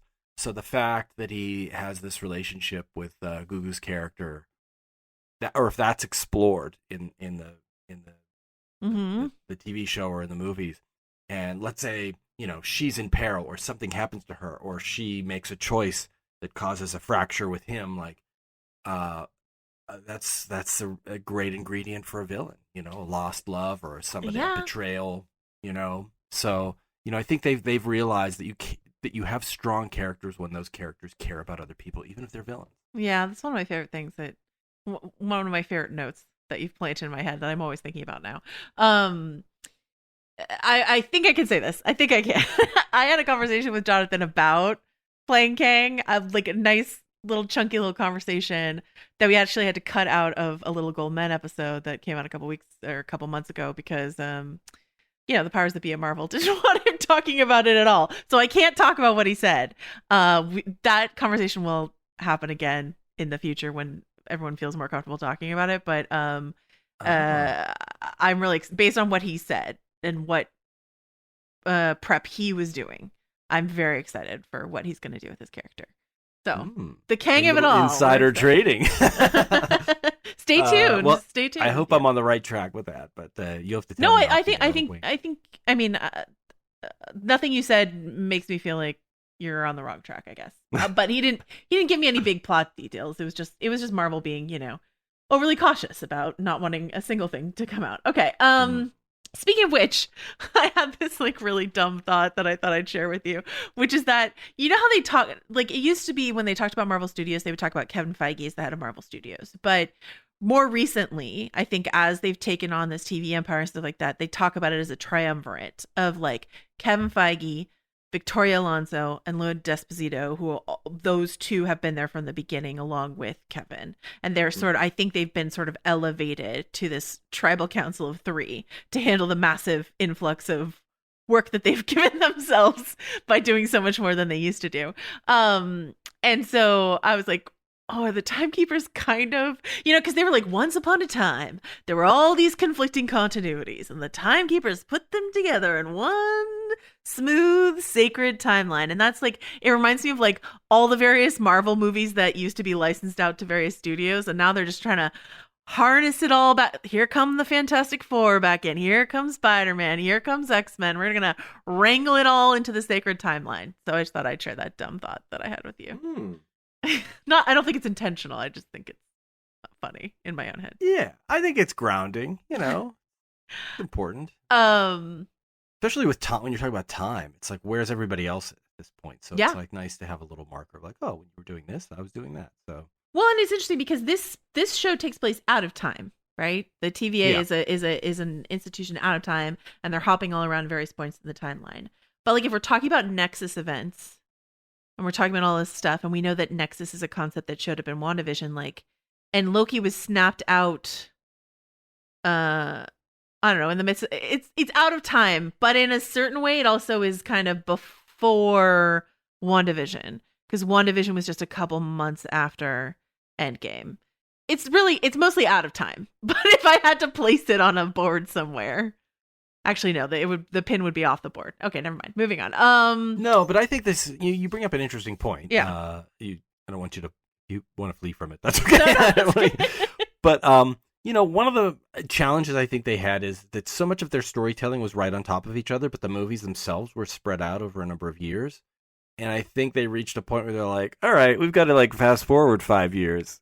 And that the snap kind of allowed them to do that, just to catch up with the present day. Otherwise, we're going to be telling stories from 2015 and it's 2021. So sometimes you got to like hit the little glowing star from Mario Brothers and just go fast and go and, and break out of that rigid timeline that's locked very tightly to our own, Yeah. It's funny, like you mentioned them being out of time and like outside of time. And it reminds me, there's a really good Elvis Costello song called Man Out of Time. And the opening lyrics are, so this is where he came to hide when he ran from you, in a private detective's overcoat, in dirty dead man's shoes. And I don't know how much of the rest of this song would correspond to it, but just that idea of like, this is where he came to hide kind of relates to the Loki that they're chasing. And that if you are committing atrocities, that this outside place is a good home base or a good place to hide out and lay low and plot your next move, because you could do it as long as you want, because you're not aging, clock's not spinning forward, yet you're able to. Yeah. Maybe I'm plunging head over heels down my own rabbit hole here, but like, listen, rabbit holes are encouraged on Still Watching Loki. Yeah. We live for the rabbit holes. To bring it back to like a timeline we can understand, I think it's funny when Loki says, listen, it's been a long day. And you remember that this is the same day that the Hulk like tossed him around like a rag doll and called him a puny god. Like that's the same day for Loki. So truly has been a long day. Okay, Anthony, if you're like me, you often think about what it meant for Steve Rogers to exit the time stream in Endgame and choose a happily ever after with Peggy. I think about this all the time and try to make it make sense. This is a mess left for Michael Waldron and his writers to clean up. So what does this description of a sacred timeline and branching realities and all this sort of stuff, how does it inform your understanding of what happened when Steve Rogers left the timeline to loop back and be with Peggy? Yeah, I'm wondering about that, because like, is he a variant? Right. In that long ago time. It's been a long, long time having that dance. Like, are the TVA going to pop into his living room and set off one of their charges? Prune him? I mean, that's my question. Is I rewatched this episode a couple times, and I don't think I have a satisfying answer because it feels like they don't prune all branches. No, and they do have that line where he says, I don't know if this is the first or second episode. We've seen both, so I hope I'm not scrambling them. But there is a question of like, well, why aren't you going after the Avengers? They're the ones hopping around through time stealing. That's in this episode, yeah. Infinity Stones. Yeah. And I forget who it says. It's Renslayer who says it, yeah. Yeah. Like, that was supposed to happen. Yeah. So if Steve is supposed to go back and start his life over with Peggy, then it's okay. Right. But is that the sacred timeline? Did he run along the sacred timeline, or did he create a branch that was so non-threatening to the foundation of the sacred timeline that they were like, let him have it. Let him have that little twig of a life. And if so, if he created a branch, can Steve then hop from, how does he get back to the lake with the shield for, like, can he hop branches? If anyone could do it, maybe Steve Rogers could, but I don't know the answer to that. To stick with the metaphor of branching. Okay. Sometimes, I don't know if anybody out there is into horticulture, but like, like how and I don't know that I'm not into it enough to know the technical terms for these things. But sometimes a tree trunk will like swallow a branch, Mm-hmm. So I kind of think what Steve did is that yes, he went back and he branched, but then it kind of wove back into the sacred timeline too. Like, so it's like a little loop, like a little. Just a little knot. A little knot on the top of the sacred timeline.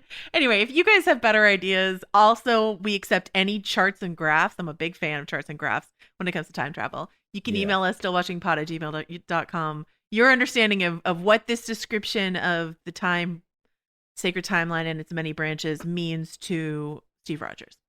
I will say, in 20 years of talking to writers and filmmakers and directors, that the overriding rule when it comes to time travel is, what do you need to happen? Yeah.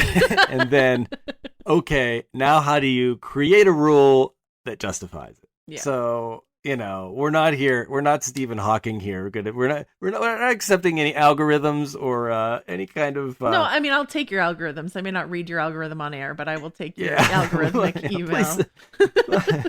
But like, we're not trying to prove that this is actually possible, but just what's the logic? Yeah. Like, okay, why does this get pruned but that doesn't? Right. And I think if they can get away with having to deal with Steve Rogers, they will. They'll avoid it. But if they have to deal with that, then I think we'll get an explanation at some point. Sounds good. It reminds me of like Thank You for Smoking when Rob Lowe is trying to convince Aaron Eckhart that like we should put smoking in the space movie. He's like, but is it okay to smoke in outer space? And he's like, yeah, we'll just add a line, thank God we invented the whatever device. That's kind of the approach to time travel that writers and directors have to take. Thank goodness we invented the whatever device that allows that to be okay. But it's sort of like along the lines of a wizard did it, right? A wizard did it. I'll give Waldron and his writers this credit though, is that they were like in creating this world where there's a sacred timeline and there are timekeepers that decide what belongs on the sacred timeline and what doesn't. They interject in this episode and probably in many episodes going forward this idea of free will and determinism. Like, then are all of our decisions pre-planned for us?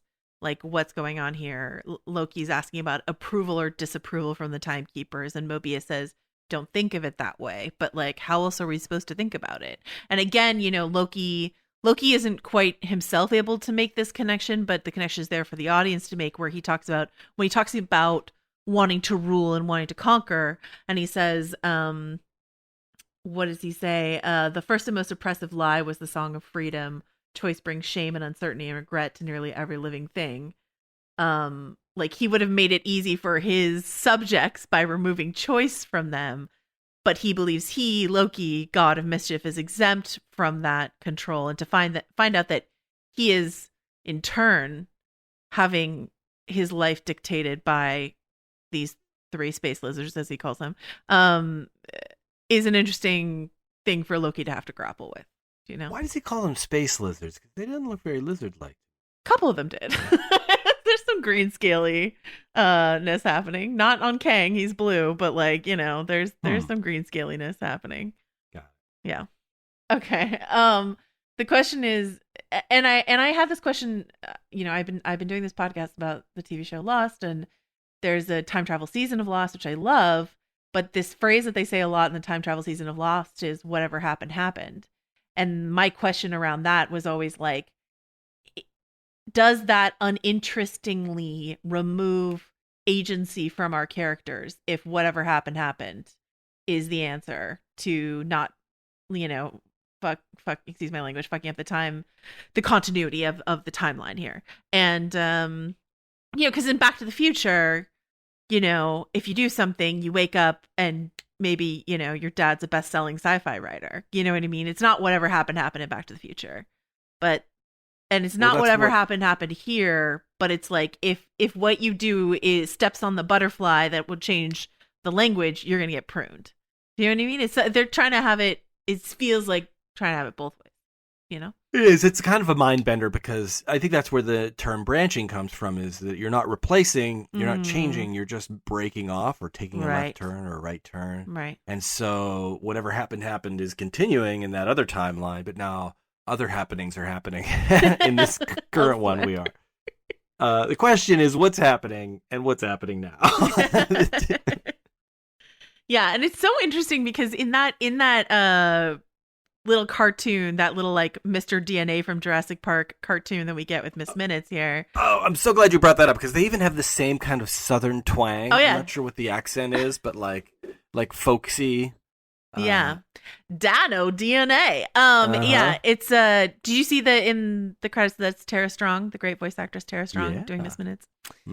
Anyway, yeah, definitely an overt Dino DNA moment happening here, Mr. DNA. But in her narration there, you know, she says, long ago, countless timelines battled. Like, long ago, what does long ago mean to an agency out of time? That's my, like, when is long ago? And so, and the reason I ask that question is not to be nitpicky, but to ask when she says long ago, countless timelines battled each other for supremacy, nearly resulting in the total destruction of, well, everything. Is that actually the future? And is that the multiverse of madness? Do you know what I mean? Like, is the thing she's describing actually the MCU's future? That's another mind bender. I didn't take it that way. I'm not saying you're wrong. I'm saying I'm not saying I'm right. I'm just saying I interpreted it as whatever was pre-Big Bang, and then the Big Bang was like, okay, now we're on one timeline. Like that's like unification time. So I took it as when they said long ago that like basically. But you're saying long time, ago from 2021. But like, what's long? Who programmed Miss Minutes and when? When was long ago for this creation of this cartoon? Do you know? Good question. I don't know. Yeah. So I don't know if what we saw in that preamble was the multiverse of madness or the Quantumania of Ant-Man 3 or something like that. Do you know? I don't know. So. But it seems like a possibility. They use the word madness, you know, intentionally, I think, to get us thinking about that sort of stuff. All right. Do you have anything else you want to talk about before I get to my big theory that you're gonna like tell me is wrong? No, I do want to say, and I brought this up in the last episode too. More than ever, I'm reminded of Defending Your Life, the Albert Brooks film, right down to the way Mobius sort of conducts himself in casual, what we would consider just normal human behaviors, like eating and hanging out. Like Rip Torn played like the lawyer for Albert Brooks' soul in that movie, and the whole thing is like examining your whole life, and it has a very bureaucratic feel to it. You know, just buy the book. We're going to put on the reel. We're going to look at your life. This is what's happened. And yet, like one time, Rip Torn is eating this very strange looking meal, and Albert Brooks is like, "Oh, I'd like to try that." And then he has like, "Oh, you wouldn't like this." And and then it turns out like he's on such a higher plane that he can enjoy things on a different level, and things that like younger souls or less experienced souls like can't do. And it just kind of struck me that way, that this movie and that movie and this show seem to have a lot of dino DNA that they share. And what I find most interesting about it now, this isn't really a theory, but just more of a thematic thing, is that this is your life for Loki. I know I brought up Elvis Costello, but I'm going to go back to another like 70s era rockers. Although I think this was from the 80s. Pink Floyd had an album called The Final Cut, and there's a song on there that goes, they flutter behind you, your possible path. Some bright-eyed and crazy, some frightened and lost. And I think this is a chance for Loki to have a, not just a this is your life moment, but like this was your lives. Like this was all the possibilities for how things could have gone for you. And you are in this particular thread of them. You inhabit this version of Loki. And I think ultimately it's going to make him see that he is special, that he is different. There is something about him that's not, he's not good and he's not bad, but he's been pretty bad. So I'm really interested in the notion of a character reckoning with his possible past, who he could have been, how things could have gone way worse or even way better for him, and yet finding some sort of homeostasis in there, like finding some peace and equanimity in the notion of who you are. So that's what I'm really interested in. I know that sounds really lofty. No, not at all. No. I think it's exactly the premise of the show. I don't think it sounds lofty at all. This is the show. And like the fact that, we talked about this in our preview episode, but like the fact that the comic that Waldron was most interested in was this Kid Loki Journey into Mystery comic. Mm-hmm. That wasn't not because there's a literal Kid Loki in the show, that there may be, but that's a reincarnation of Loki, and that's a Loki asking himself, who am I? Can I be good?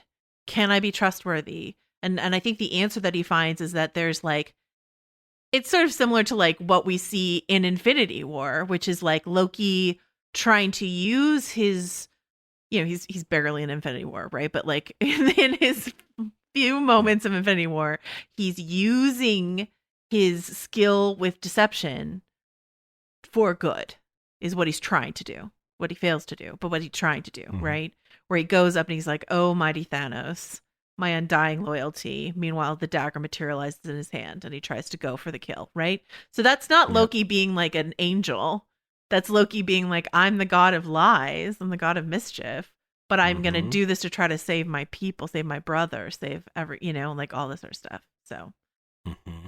And I just think it's just an interesting idea, a little philosophical thing. And I think people in general do this. My wife and I do it all the time. Like, what if I hadn't met you at that party when we were 18? Mm-hmm. Like, what if I'd skipped that? Like, how would one incident have changed everything for me? And I think almost everybody could, if you actually think back to your life, there really are dramatic turning points that you don't always see at the time, but later look back and go, oh my God, if I had gone to this school instead of that school, I would have been a very different person. Or if I, hadn't met this one person or hadn't had this one teacher, your whole life can be diverted by one instant. And I find that really curious. And I think time travel is an interesting way, and multi-dimensions is an interesting way to explore this very real human thing. I mean, are there multiverses? I don't know. We'll have to wait for our listeners' algorithms to decide for sure. But I think there's definitely choices to be made. Yeah. And I think this is a show that's about choices.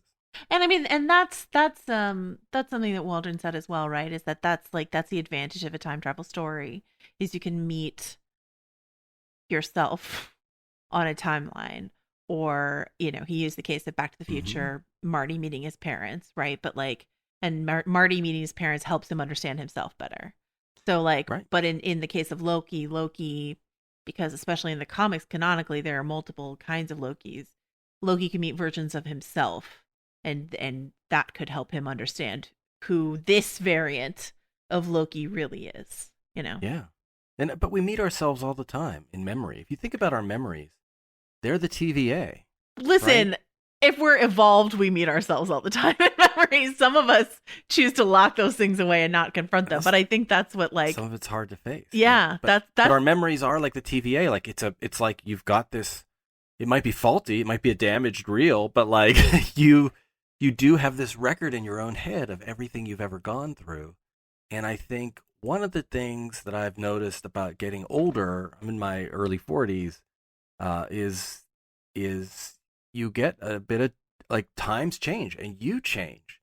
Not just like when you're 20, yeah, you change a lot because you've doubled in size like from over 10 years, and you've had new experiences and new freedoms thrust upon you. And yet I think when you live double that time, you go, oh wow, I really am like different. I believe different things, I say different things, I have different friends, I look different. I think reckoning with your past and who you are and trying to be better, or trying to bury that and not confront it at all, that's a choice too, right?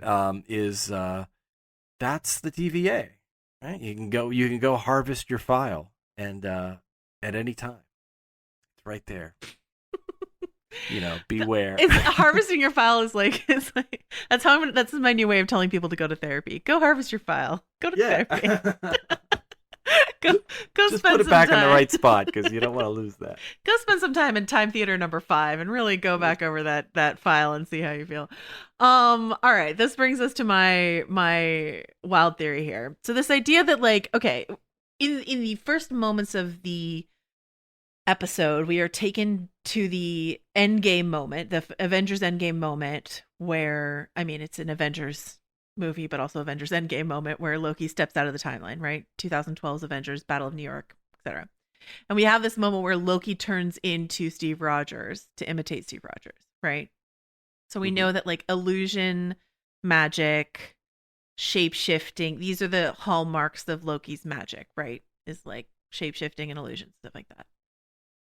That being there not only helps us, those people who can't remember Endgame that well or maybe didn't watch it, understand where Loki hopped out of the timeline, but like seeing him turn to Steve Rogers has me on high alert to be like, are they going to try to smuggle a Loki in that we don't know is a Loki? Do you know what I mean? If we're dealing with multiple Loki. There's a Loki in the timeline. There's a Loki in the show that we don't know is a Loki. Question mark. Oh. So, my main candidate right now is Owen Wilson. Owen Wilson a secret Loki? That's a question I want to ask. Is Mobius actually a Loki? Some things that Tom Hiddleston said to me in that interview sort of got my gears turning on that, because he was talking about Mobius and Loki as sort of mirroring each other.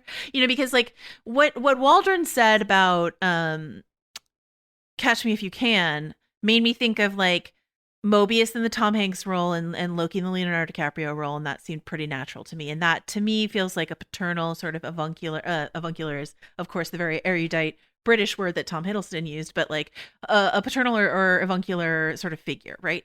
But like then he went on to talk about it, and he was talking a little bit more. There's that moment where Loki says, I'm smart, and Mobius says, I know you are. And that moment just stops me dead every time, because on the one hand, it sort of feels like everything you want to hear from a father figure, right? Like you've been desperate for approval your whole life, and you finally here's a slightly older than you, not that much older than you, man saying to you, I know you're smart. Like, of course you are. Like, you don't have to prove that to me. I know. And so that there's that angle of it. But what if it's just sort of like, yeah, as another Loki, I know you're smart. You're Loki. So of course you're smart. I'm Loki too. I get it. You know what I mean? Once again, question mark. I don't know. He also knows when he's BSing. And so okay, and so I like it. And so Loki's like, I forget what he says to inspire this, but Mobius says, even when you're wooing someone powerful, you intend to betray. is something he says about Loki's demeanor, which made me think of this line that Mobius has when he's talking to Judge Renslayer in the courtroom when he goes, I feel like I'm always looking up to you. I like it. It's appropriate. And it's given this like beautiful Owen Wilson delivery. It's funny. It's sort of Owen Wilson-y, blah, blah. But I'm like, isn't that just exactly the kind of like unctuous suck-uppy thing that Loki might say to someone he's trying to manipulate? Like, isn't it?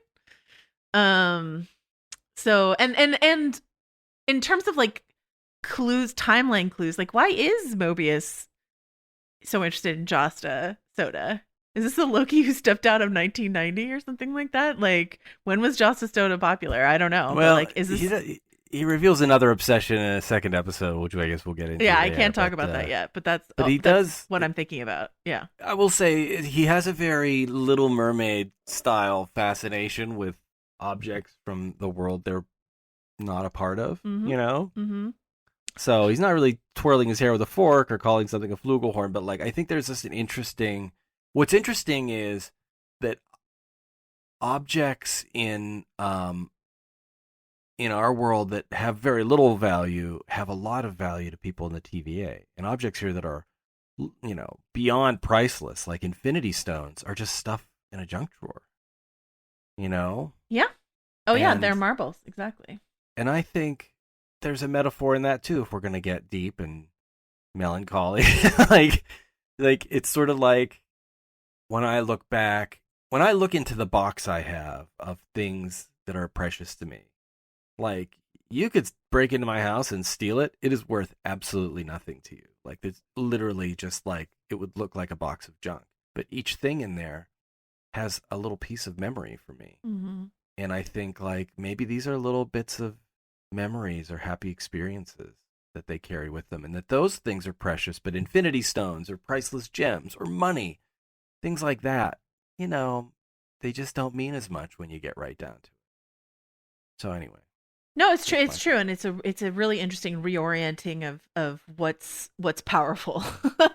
I talked to Richard about this a little bit, but like, well, you know, Waldron said something about like, how are you going to keep them down on the farm after they've seen Thanos? Like, how do you make a Marvel struggle feel big after Infinity War, and it's make the Infinity Stones small? That's how you do it. You know what I mean? That's so. Here's a Oh, no, go ahead.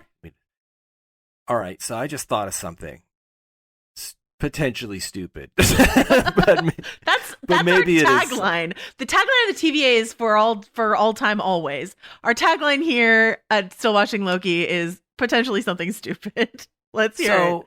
I have to start with a little personal anecdote. I'll make it fast. Okay. But like, so I'm from, as some people know, I talk about it a lot. I'm from Pittsburgh. Pittsburghers are very proud of their town, and you know, I've lived away from there for much longer now than I lived there, so that tether is getting longer and longer. And a few years ago, I took a trip back, and there's a store, like a grocery store called Giant Eagle there, and they make these thumbprint cookies. And in the 80s and 90s, when I was a kid, they gave kids little credit cards, like things that looked like credit cards, so that you could go shopping with your mom or dad and go to the bakery and present this card, and they would give you one of these cookies. Mm-hmm. You know? I love it. And it was like awesome. It was the best thing in the world. And I had been away for a few years, and I went back, and I was at the grocery store, you know, and I found these chocolate thumbprint cookies with walnuts sprinkled on top. I bought them, and just the smell of them, just the taste of them, like was time travel back to a younger time. And then every time I would visit for a friend's wedding or for a funeral or, you know, whatever the event was, I would like stock up on these things and bring them back with me, and then like try to save them for, they'd last a few months. I could put them in the freezer. What if Josta Soda is, you know, it's tied in a temporal way to the 90s? What other Marvel property is set in the 90s but Captain Marvel? Mm-hmm. So I wonder, could there be a Captain Marvel element, like with Mobius, that going to that story in that time and place? Could that become a factor? Could that become meaningful? And is the Josta Soda like the chocolate thumbprint cookies that are like, well, That's what he picks up when he's there, like. That's what I think. Like, I think it has to be some sort of exactly what you mean, like chocolate thumbprint cookie. Like, I live a little closer to the bakery where I grew up. I live about an hour and a half away, and if I'm ever over there, I will. Yeah, I'll grab it. They're called ice cream cookies, and I'll grab a little ice cream cookie, and it just like tastes like, no other cookie tastes like your childhood like that cookie. You know what I mean? So it is that thing, and so I'm just wondering, like, is it a fun little Easter egg, like, an Apollo bar sort of like thing that the soda is here? Or is it actually tied to something like that Mobius ties Mobius to the 90s? I don't know. Yeah. We'll talk about this a little more in the next episode because he reveals another obsession, and he does say it's from the 90s. So. I'm just saying. To put a button on all of that, like I said, we're going to try to theorize responsibly this time. So I was trying to think. When I got excited about this, I was like, okay, think this through, Robinson. Don't get yourself twisted. All right. So let's think about this. The last 2 Marvel shows have had a villain hiding in plain sight, in Agatha and WandaVision, and Sharon in Falcon and the Winter Soldier, right? So, like, are they going 3 for 3, or have they done it twice and they're not going to do it a third time? That's a question. Also, the last 2 shows had female villains. Something that Marvel is sort of like making up for lost time, being like, see, women can be evil too. How progressive. Real see, feminism. Women are evil. Yeah, okay. So are they gonna, are they gonna want to try to make the villain a dude this time? Instead, like, because my idea is like, Joe, if Joe, Mobius. Are we asking questions that we already know the answers to? No, I'm not. I'm genuinely not. I think that this isn't episode 2 spoilers. This is like genuinely like who's the ultimate villain? Who's the villain here? If Mobius is a hidden Loki, if he is, big if he is, what is he doing there? What's his goal? Like, if the Time Variance Authority is because he was interrogating our Loki, our Tom Hiddleston Loki Liefeson, about what do you want? What do you want from there? You want to rule? You want to rule all space? What do you want to do? What are you doing? Where are you running, Loki? What are you doing? What's your goal? And if the Infinity Stones are marbles to the TVA, isn't that a lofty aim for a Loki to take control of the TVA, to be in control of all of time? I don't know. Bigger than Infinity Stones. Yeah. Also, the name Mobius, we talked about this in the previous episode. The Mobius strip is a single object with 2 sides. Or I'm describing that badly. It's an object with only 1 side, but appears to have 2. It's twisted. So, it's one continuous, it's one continuity. And so is that what Mobius and our Prime, well, let's call him Loki Prime, sure. Right? Like, he has a number. I did write it down, but I like calling him Loki Prime. Yeah.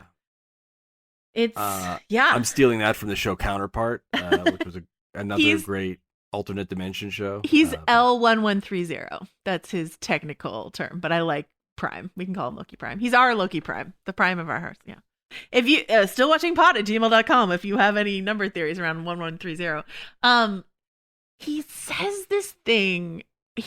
When Mobius sort of zips Loki back into his chair and he says, "Back in your cage," right? And then he says, "I can play the heavy keys too." And I was like, and that's what he said. I rewound it so many times.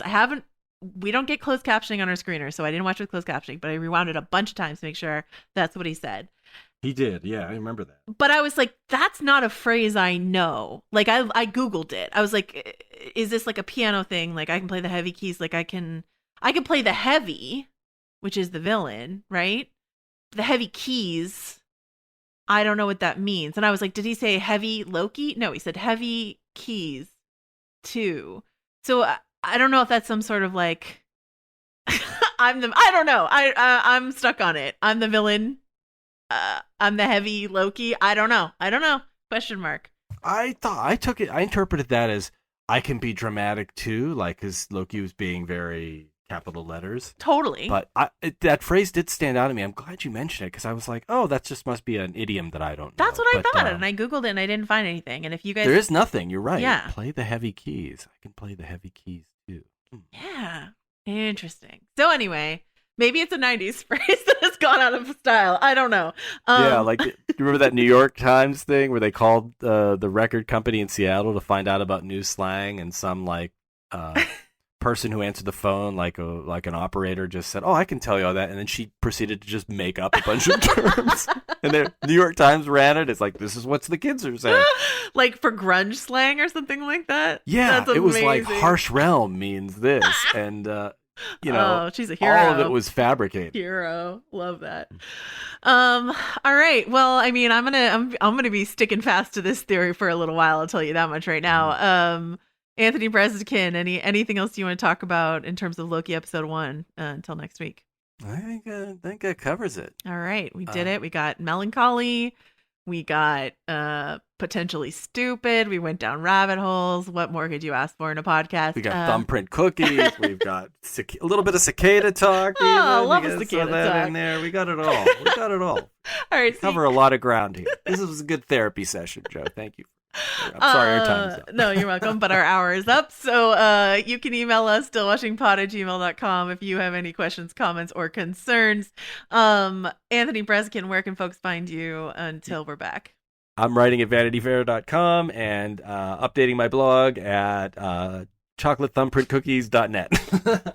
I hope you get, like, someone sends you a shipment of those cookies. I have epic stories of trying to steal the recipe through bribery and misrepresentation. I've done the whole Loki trickster thing to get that recipe. So Anthony, are you a Breznican or a Breznicant? Get that recipe, man. I could not get it. One time I called and I was like, oh, my son ate these and is having a bad reaction. What is the I know the ingredients are on the package, but what are the proportions? And they wouldn't tell me. Oh my God, it's the funniest thing This I've is after ever trying heard. to buy them for $50 from a bakery employee, and she was like, the recipe we have will make 1,000 cookies. I'm like, I can do division.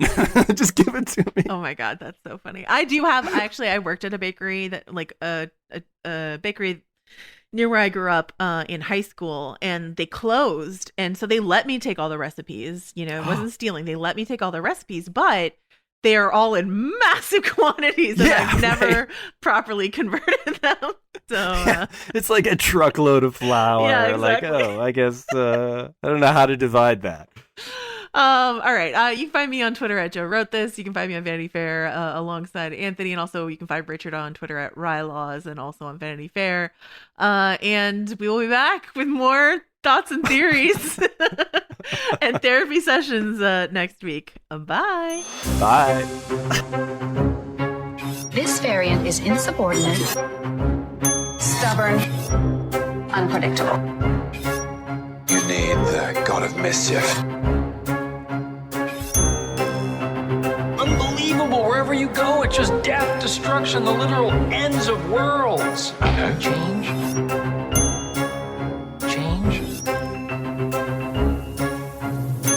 Maybe Loki wants to mix it up. Is that possible? He can change. I am Loki, and I am burdened with glorious purpose.